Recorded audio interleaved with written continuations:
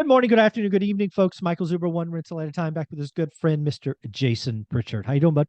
I am doing great. Zuber, how are you doing?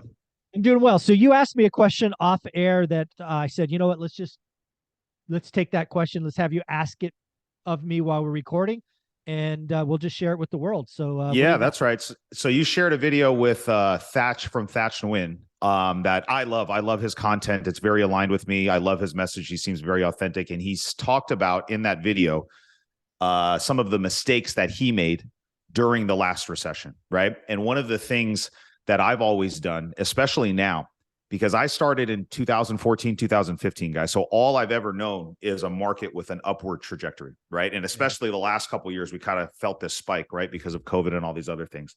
And so it is obviously very different when you're shooting for a target that's going down. And I have found personally the best way to shortcut your success is just model the behaviors of other people that have been there and done that, right? So I'd love to hear your thoughts, Zuber, on what were some of the mistakes that you made during the last recession, and if you had a do-over, what you would do differently. Yeah. I've been through a couple of recessions as kind of an investor.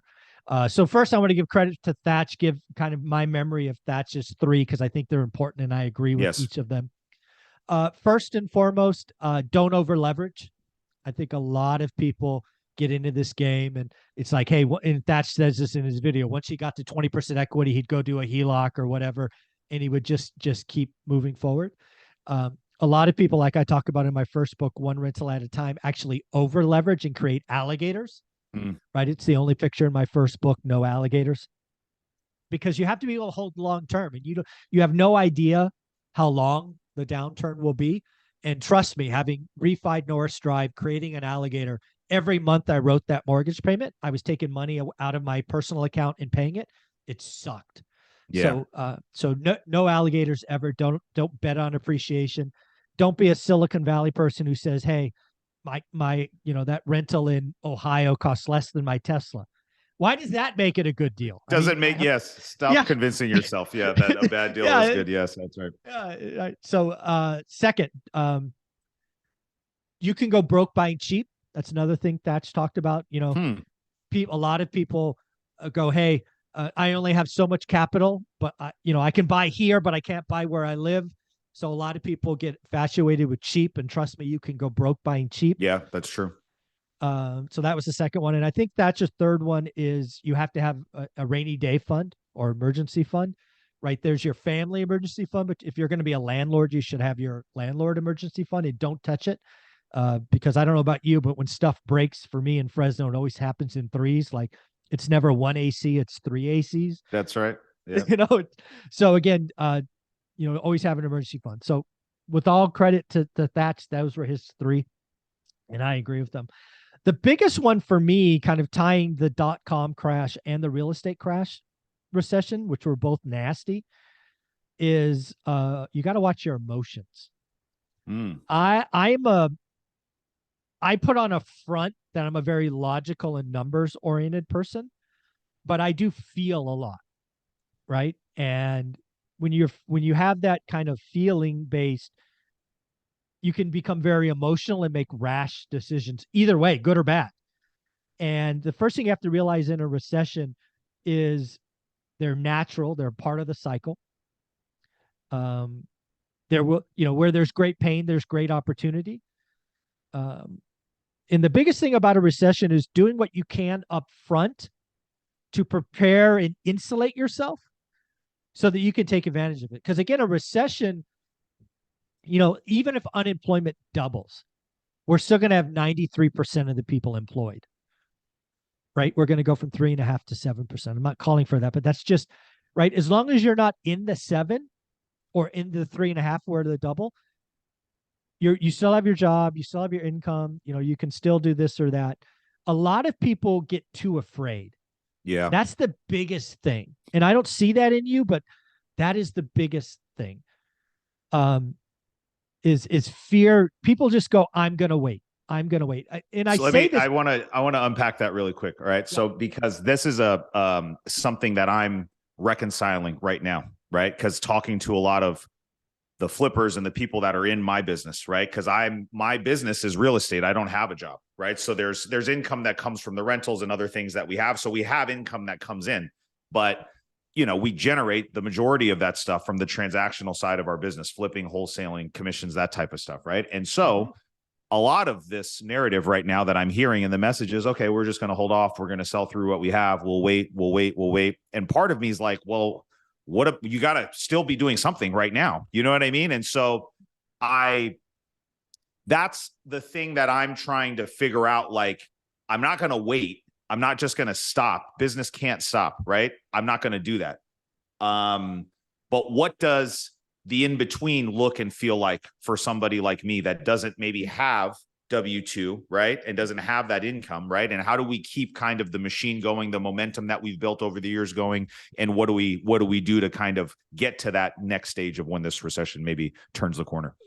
Yeah. So there's a couple of things in that. And I'm trying to live life out loud and tell people, right? So again, my favorite statistic, I think I shared this at our meeting that I saw recently, was 13% of homeowners think it's a good time to buy.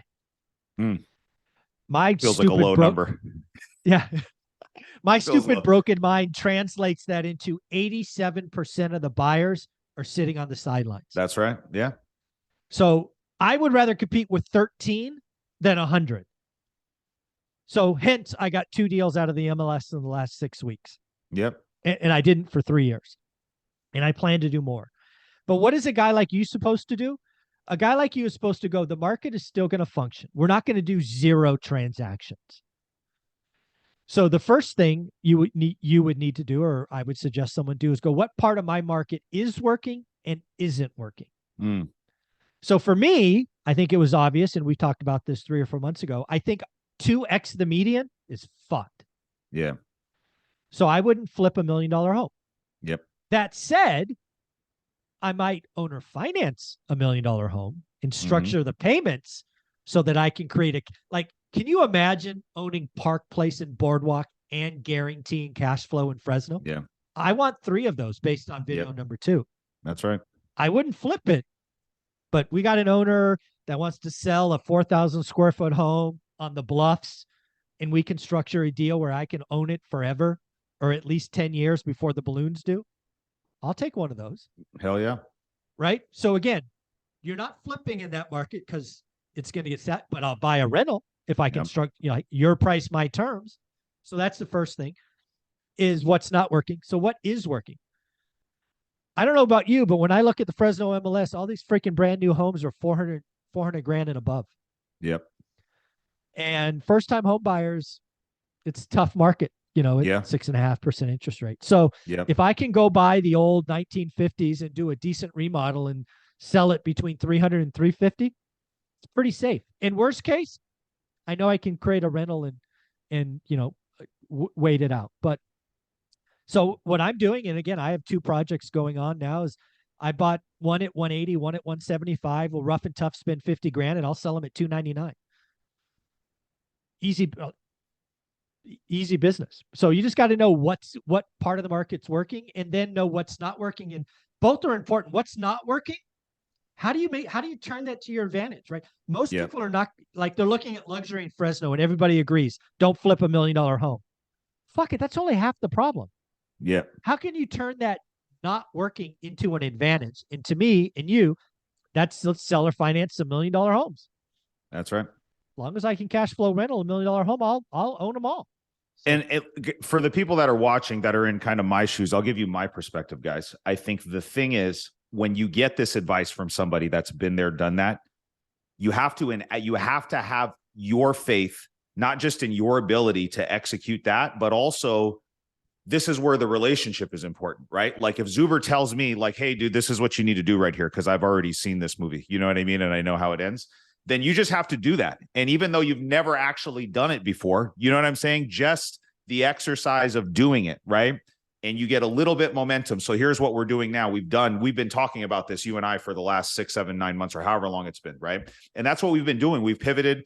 Our bread and butter has really been those houses below 400,000 anyway. So that wasn't a huge thing that we needed to adapt to. You started dipping your toe into the big, like you had 2 or 3.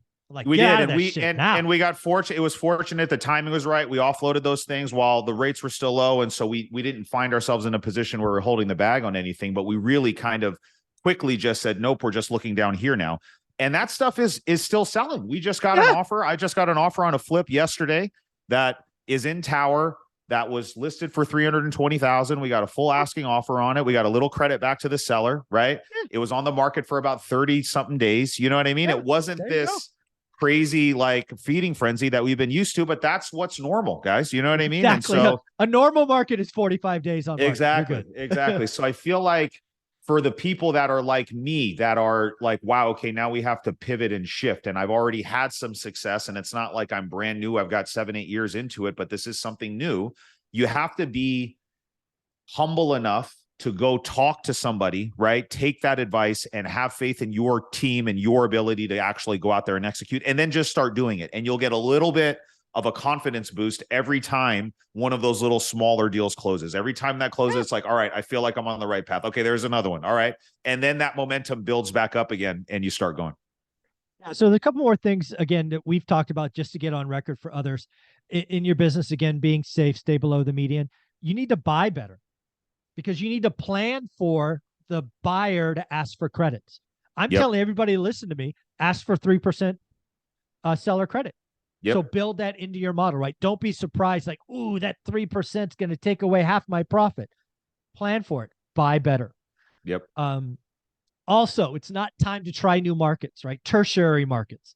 I'll just pick on Kalinga for a minute, right? Let's say you never owned anything in Kalinga, but you got a lead there. It's not that time. Right. Disposition that quickly to someone who does Kalinga. This is about executing and being safer, but it's actually going to be aggressive. I'm telling you, you'll have half the competition. Some of them will bust out because they're going to do $1 million flip and hold it for a year and be screwed. Others will just get scared and they'll go do something else. And you'll be stronger in a couple of years. And you'll just dominate. But recessions are amazing because they're predictable. They're supposed to happen. They're a part of the cycle. And they're prepared. Dominate. That's right. Recessions are awesome. I have to watch it because I know how it felt the first time I went through it. It's horrible. It's scary. You think the world is ending. Then the second one I went through, we crushed it. I bought every single thing I could and more, and it changed my life. This is my third real one, and I'm like, I got you. I'm ready. I'm prepared. Dry powder. Got the network now, and I'm vibrating with excitement. But of course, I can't really say that because like, oh, Michael, you're going to take advantage of people and blah, blah. Dude, it's the cycle. I'm prepared for it. I've been through it. I know what's going to happen.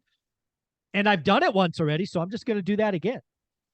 Yeah, no, I love that, man. And I get some of that flack too. And it's like, I'm not taking advantage of anybody, dude. Like they're going to sell the house to somebody. Right. Yes. And I'd rather it to be me because I'm a good business person. My intent is to help them out. And I'm trying to do the right thing by them and also put together a win-win deal that makes sense for us from a business standpoint too. It's got to check both of those boxes, guys, or otherwise it's not going to work. Then here's the big unlock for you, Jason and Jen. I believe the next 12 months in our area, it's still very much residential. Dude, you talk late 23, 24. There are going to be some apartment buildings where people overpaid, have bridge debt, short-term debt, or just can't handle the Fresno lift. There are going to be some apartments that we can 1031 into and just blow up our unit count. I expect to do my biggest unit deal ever in the next 24 months. I love that. Probably a couple. Yeah. I love that. I was talking to one of our mutual friends, Brad, and obviously he's connected out here and he knows a ton of people. And he was saying something very similar to you because he's got a lot of the banking relationships with people here. And he was saying to me, the chatter that he's hearing from the banks is that when that balloon payment is due, right? When that 5-year or 10-year balloon comes due, which some of those are going to be coming up in the next couple of years, he's saying a lot of those banks they're not going to extend. Renew. Yeah, they're not. They're not going to give you the option to do it. I have a banking relationship in Fresno for one of my apartment buildings. We did our PFS, personal financial statement. We went there. After we did our file, he goes, "Yeah, we'll renew your loan." He goes, "You got a couple minutes?" I go, "Yeah." He goes, Here's our portfolio multifamily. And he goes, half of these won't be renewed. Woo. Woo! I'm Wow. like, wow, this is going to be Yeah. fun.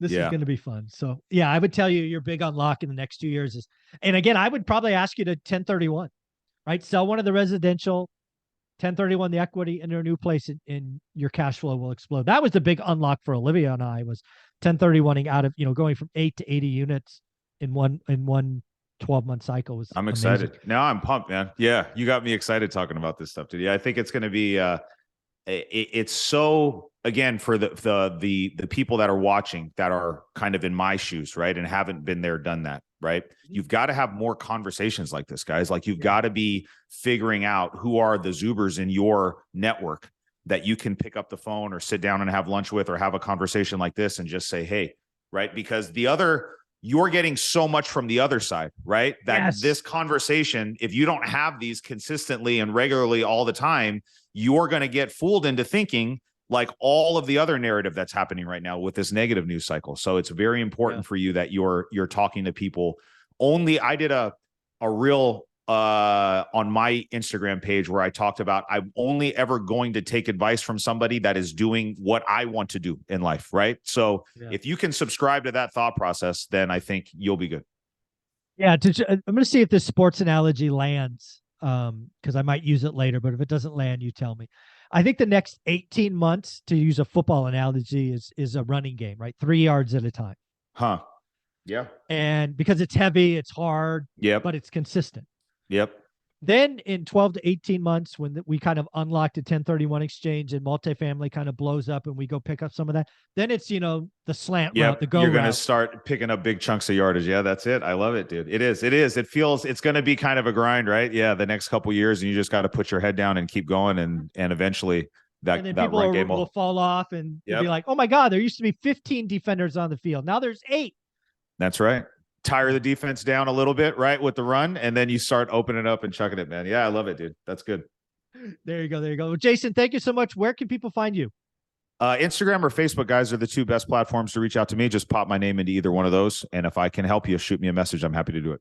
Yep. Send him a note today. Let him know you saw it here, so he knows his time on 1 Maritza at a time is valuable. Thanks, bud.